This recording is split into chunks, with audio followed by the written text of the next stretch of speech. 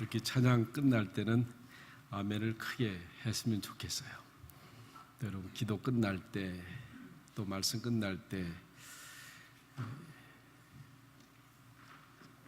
아멘이라고 하는 것은 내가 받아들인다, 그대로 되기를 원한다, 그런 뜻입니다. 그래서 여러분들이 신앙 고백적으로 아주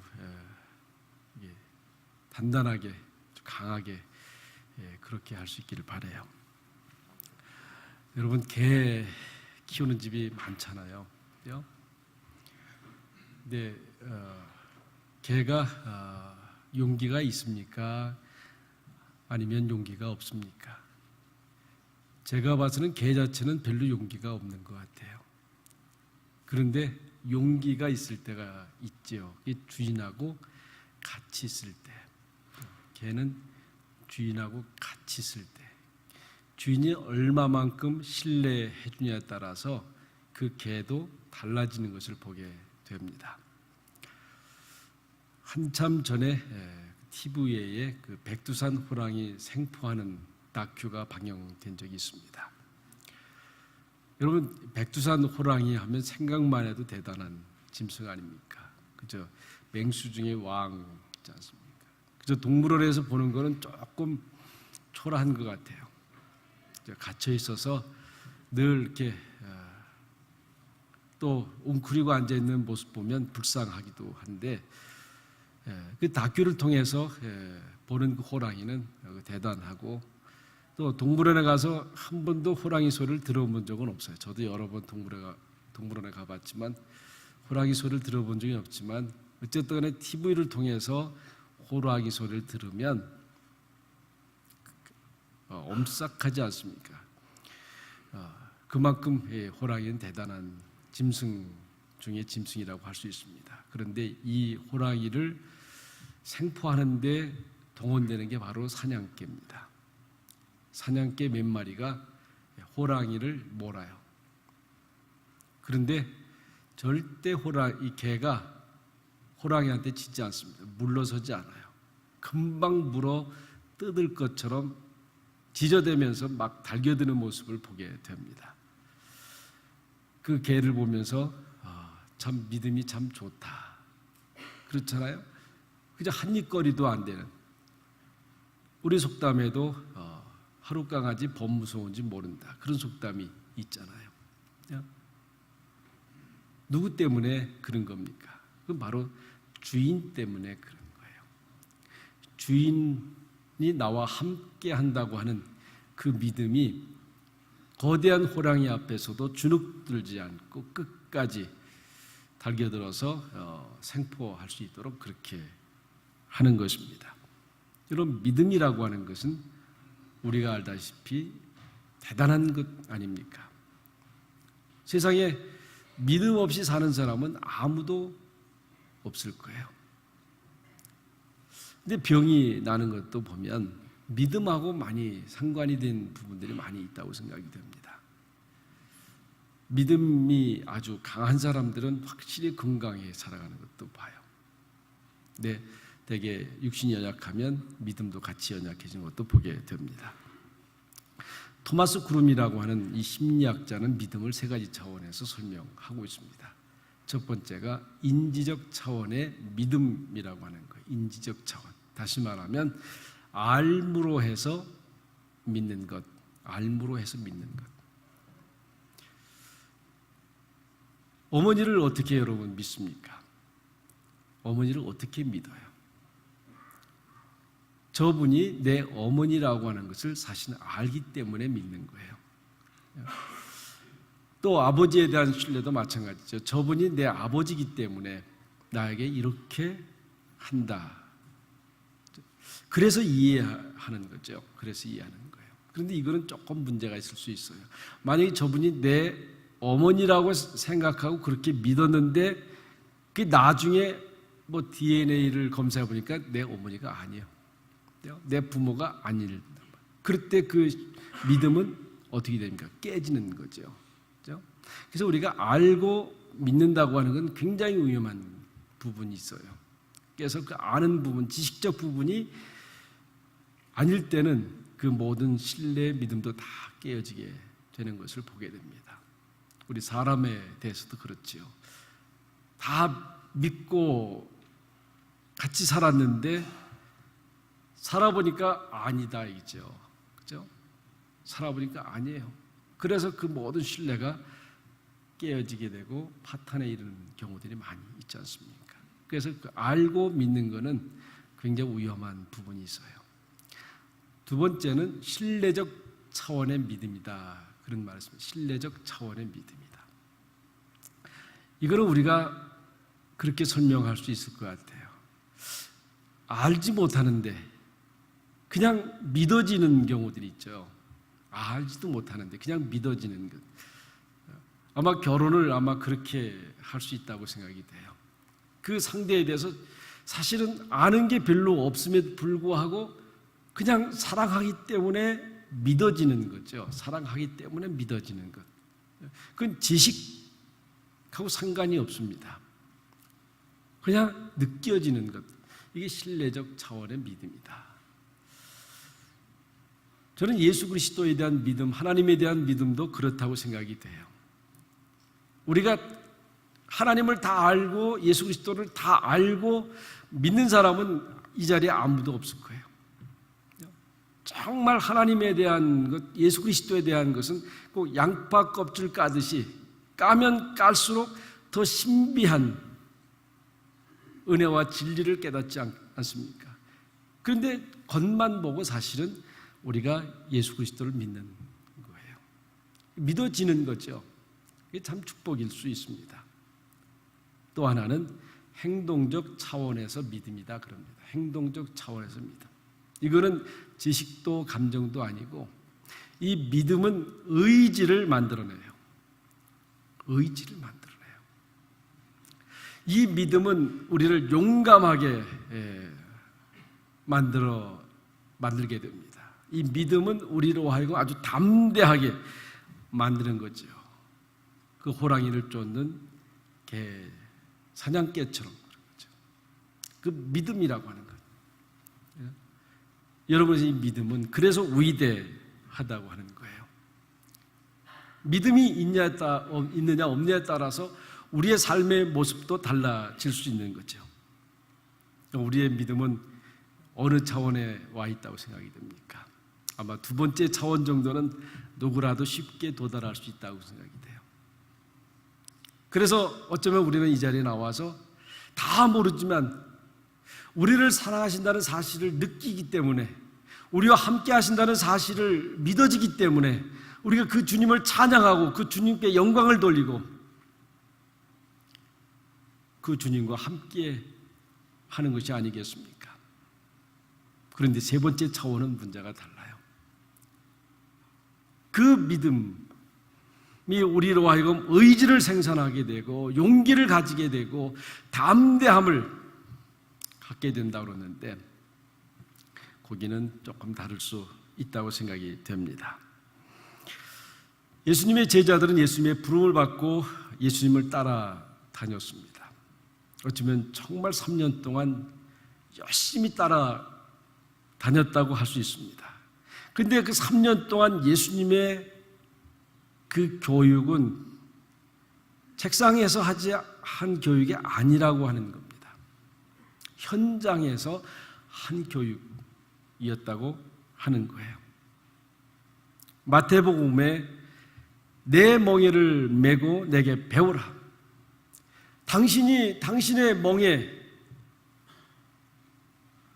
메고 가고 있는데 너희들도 함께 그 멍에를 지고 같이 현장에서 있자라고 하는 그런 얘기입니다. 이것이 바로 예수님의 교육입니다. 여러분, 우리가 때로 예배 가운데 말씀을 듣기도 하고 또 예배 가운데 말씀을 배우기도 하고 또 때로 바이블 스터디 그룹을 만들어서 공부도 하기도 해요. 그런데 그렇게 많이 공부하고 배우지만 우리가 그에 행동하고 연결이 안 되는 이유가 있습니다. 왜 그렇습니까? 실습을 하지 않았기 때문에 그런 거예요. 아마 대부분이 그런 걸 느꼈을 거예요. 복음을 전하고 싶어도 목구멍까지는 올라와요. 저분에게 정말 복음을 전해주고 싶다고, 저분을 위해서 정말 기도해주고 싶은데 기도를 어떻게 할지 모르는 거예요. 참 죄송한 얘기지만요, 우리 신부장로님들은 안수받기 전에 기도 훈련을 하고 올라와요. 근데 우리 수요일 날 우리 기도하시는 우리 집사님들은 사실 훈련을 많이 안 하셨어요. 그래서 1년에 기도 훈련을 공부를 시키는데 많이들 안 오세요.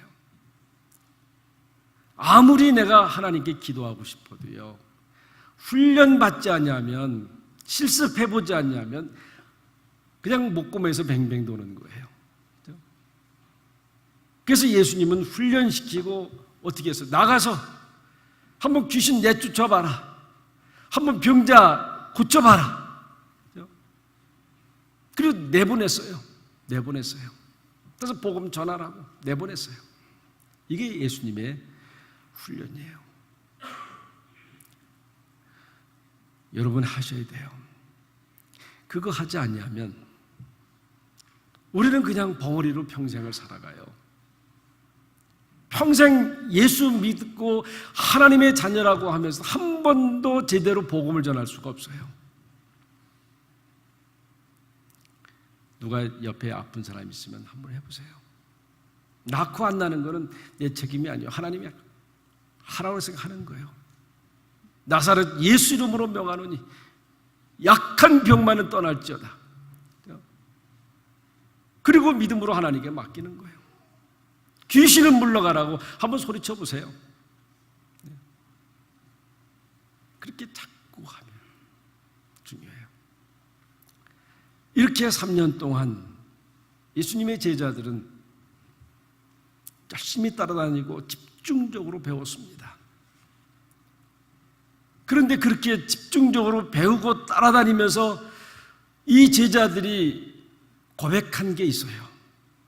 마태복음 7장 29절에 보면 권세 있는 자와 같고 저희 서기관과 같지 아니함일러라 그랬어요.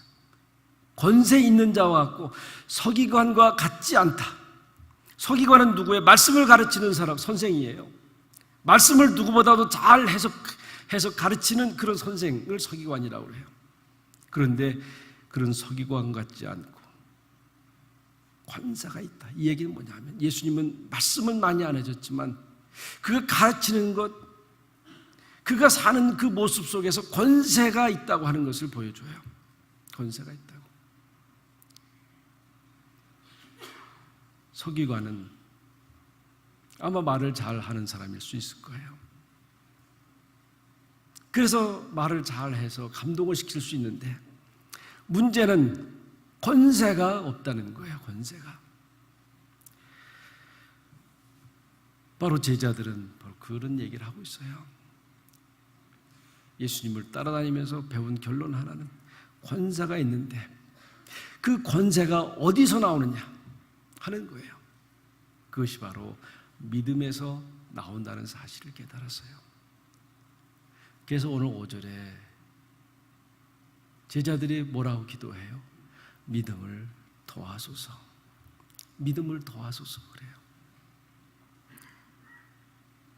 성경에 많은 사건들은 바로 예수님의 믿음의 사건입니다. 몇 가지만 봐도 대단해요. 우리 디베레아 바다 갈릴리 호수예요. 그게 전체 둘레가 한 40km 돼요. 하루는 제자들과 함께 배를 타고 가는데 갑자기 풍랑을 만나서 돌풍입니다. 저도 그걸 경험 한번 해봤어요. 그저 출발할 때 잔잔했는데 그리고 40km니까 이쪽 끝에서 저쪽 끝까지 흐염하게 보입니다.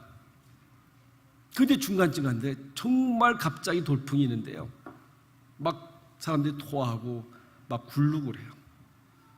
근데 제자들 갔어요. 사실은 제자들은 평생을 그 갈릴리 호수에서 고기 잡아먹고 살던 어부 출신들 아니에요. 그러니까 누구보다도 바다의 그 생리를 알 수 있었을 거예요. 그럼에도 불구하고 갑자기 돌풍 생기니까 당황한 거예요. 우리도 그렇잖아요. 아무리 경험이 많고 아무리 지식이 많고 갑자기 어려움을 당하면 알던 지식도 생각이 안 나요. 그 많은 경험해서도 그건 아무것도 아니에요. 그저 당황하고 어쩔 바를 모르고, 그래서 결국 이제 자기 스승한 예수님한테 가는데, 갔으니까 보니까 아마 상상만 해도 그럴 것 같아요. 그냥 대자로다 코 골고 주무셨을 것 같아요. 너무 피곤하셔서. 그 풍랑 가운데, 도풍 가운데서 세상 모르고 주무시는 거 보고 선생님 큰일 났게 됐습니다. 우리 지금 죽게 됐는데 어떻게 이렇게 주무실 수 있습니까? 그러니까 뭐라고 그래요? 주무시다가 이 믿음이 적은 자들아 왜 의심하느냐 그러잖아요. 제자들이 놀랬겠어요? 안 놀랬겠어요? 도대체 이 돌풍 가운데 어떻게 그런 말을 할 수 있어요? 그렇죠? 같이 당황하고 같이 어쩔 바를 몰라야 되는데, 그렇죠? 이런 걸 보시는 거예요. 그 돌풍 가운데서도 평안하게 주무실 수 있는 그 모습 보니까 참 대단하다 그런 거 하잖아요. 참 이분은 참 대단한 분이다. 또 우리 마가복음 보면, 마가복음은 2장부터 병자를 고치는 사건이 쭉 기록이 돼요. 거기 마가복음 2장에 보면 중풍병자가 친구들에 의해서 예수님 앞에 들려오는 장면이 있어요. 그런데 이미 예수님 소문이 너무 많이 나서 이 환자를 들고 침대를 들고 갈 수 없어요. 너무 사람이 많아서. 그래서 어떻게 했다 그랬어요? 지붕 위로 올라갔다. 지붕을 뚫고 내려놨다. 세상에 자기 친구 하나 살리려고, 그렇죠? 자기 친구 하나 예수님에게 보여주려고, 그렇죠? 어떻게 보면 남의 집 지붕을 뚫는 건 잘못된 거지만 자기 친구 하나 살리려고 예수님 앞에 갖다 뵈려고 그렇게 한 그 모습 보고 예수님은 뭐라고 그래요? 너 왜 남의 재산 그렇게 했냐? 이게 가당치도 않은 일이냐? 그렇게 얘기합니까? 아니죠. 그의 믿음을 보시고 그래요.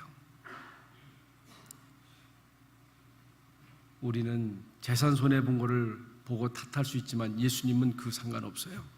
그들의 믿음을 보시고 중풍병자를 고쳐줘요. 여러분, 우리가 이런 모습 속에서 우리의 삶의 초점이 어디 있는가 하는 것을 잘 보실 수 있어야 돼요. 예수님이 보신 것처럼 우리도 그렇게 볼 수 있어야 돼요. 내 믿음이 너를 구원했다. 평안히 가라.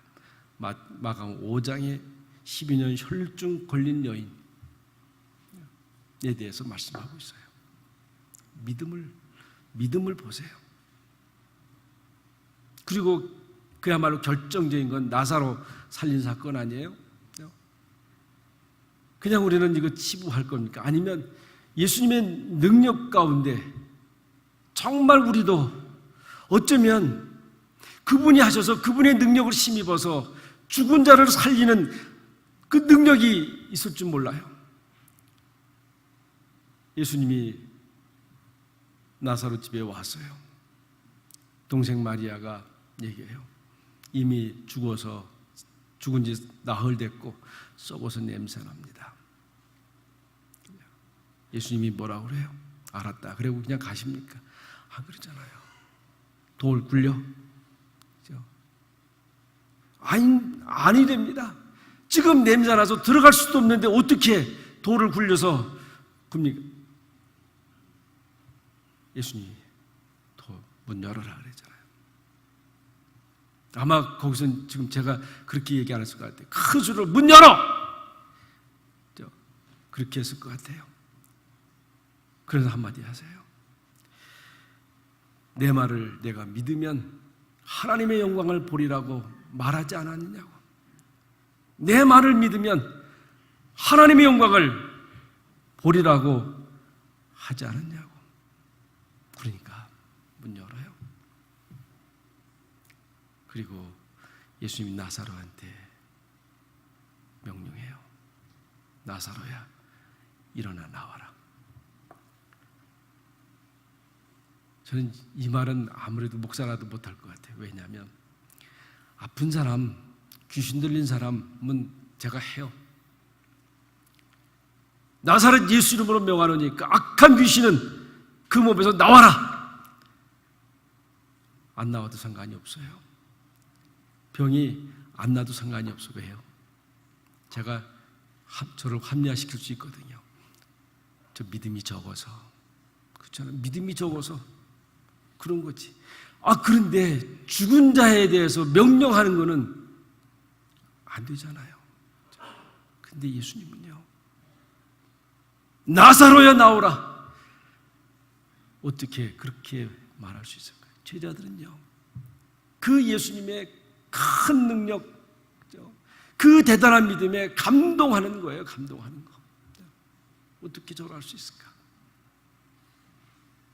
네, 저는 이거 세 가지보다 더 잔잔한 예수님의 믿음이 있어요. 그것이 예수님이 겟세마네 동산에서 하나님께 밤새 피땀 흘려서 기도하잖아요.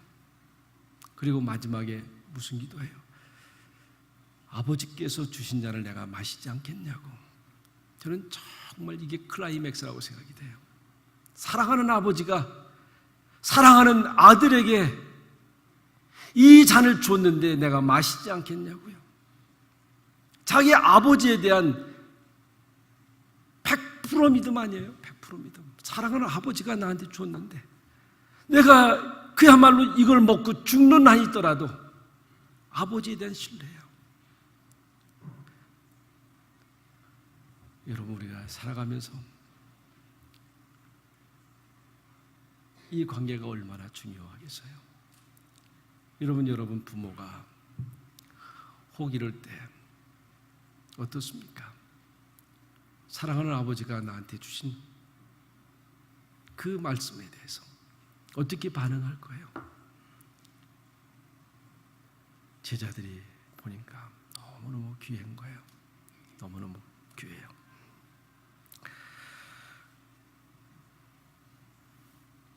이 사건들을 보면서 제자들은 이게 믿음이구나.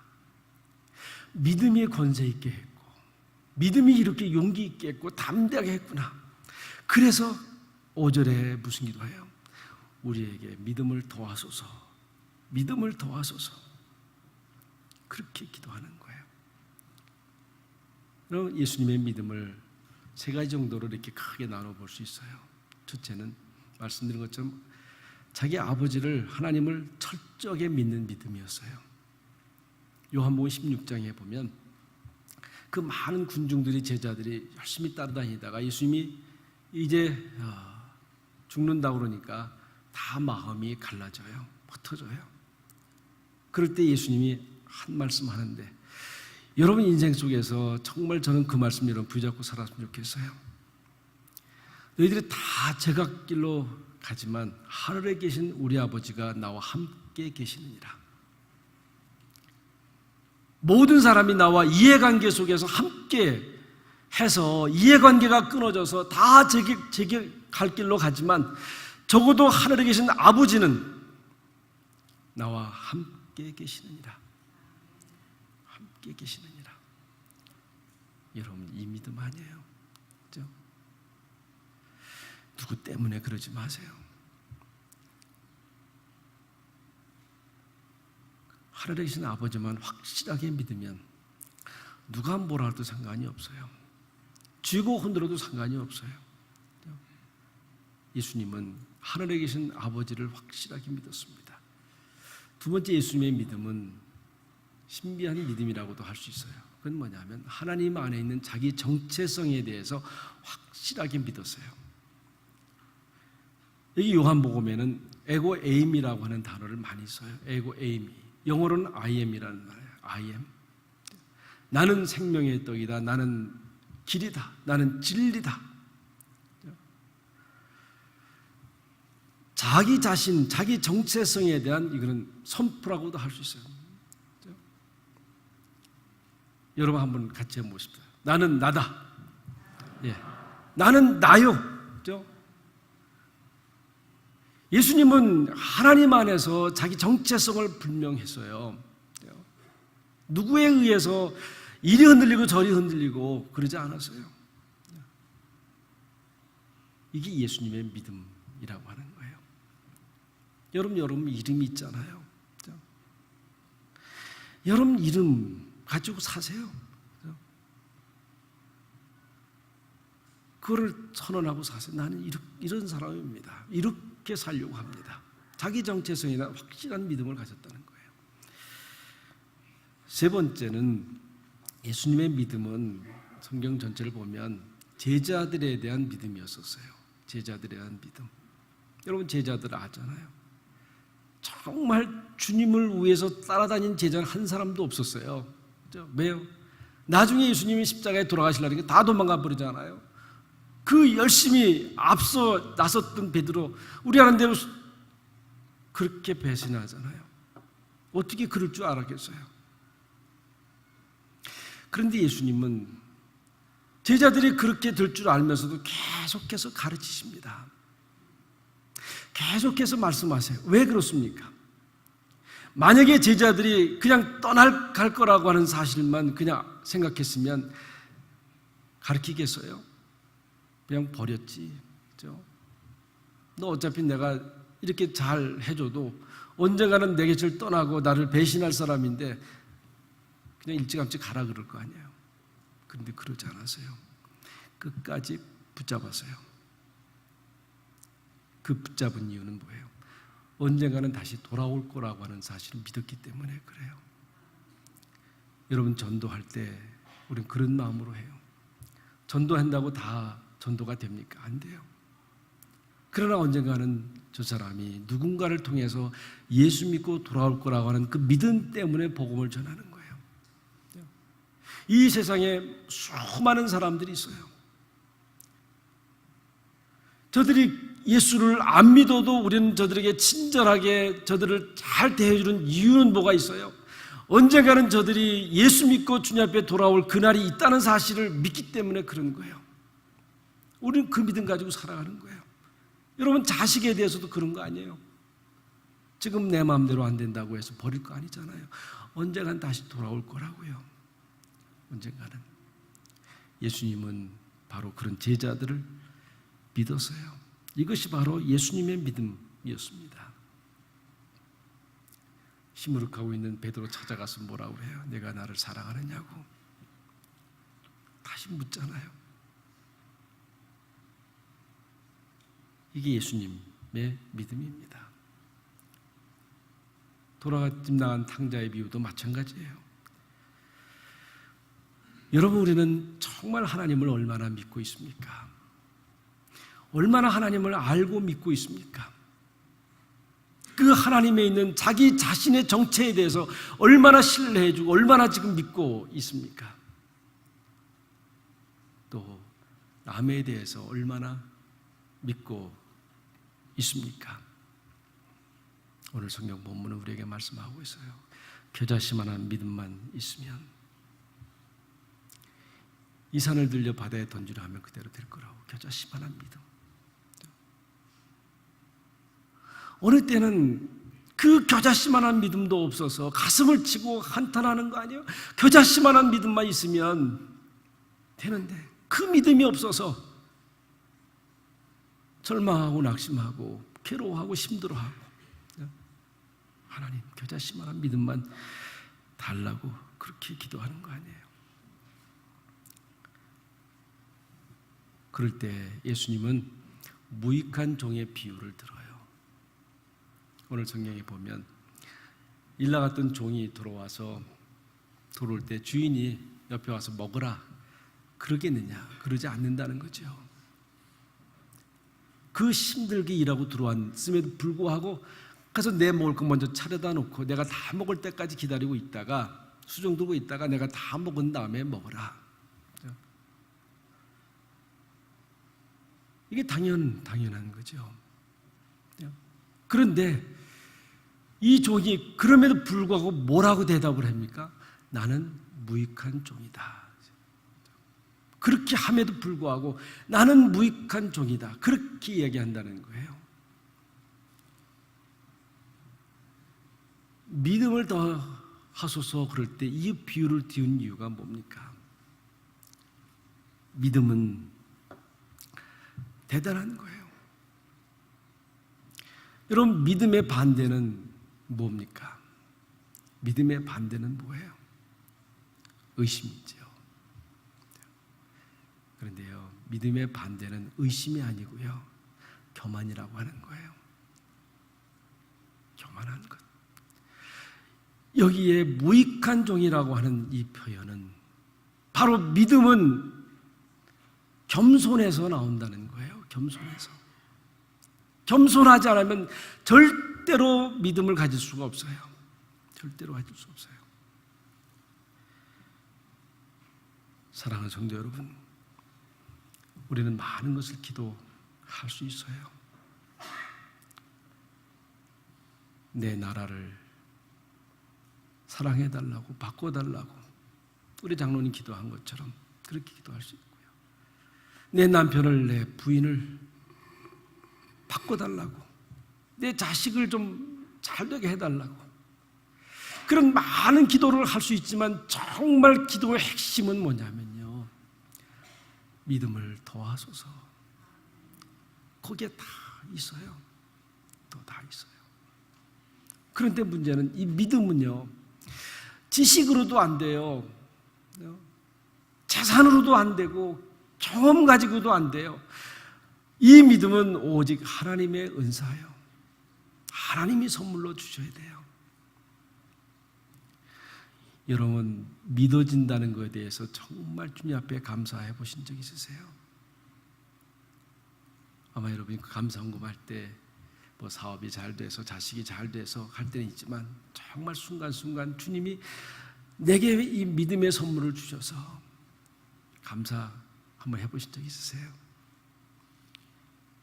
믿음은요, 하나님의 선물이에요. 그래서 기도하는 거예요. 하나님, 내게 믿음을 주세요. 더 큰 믿음, 더 위대한 믿음을 주세요.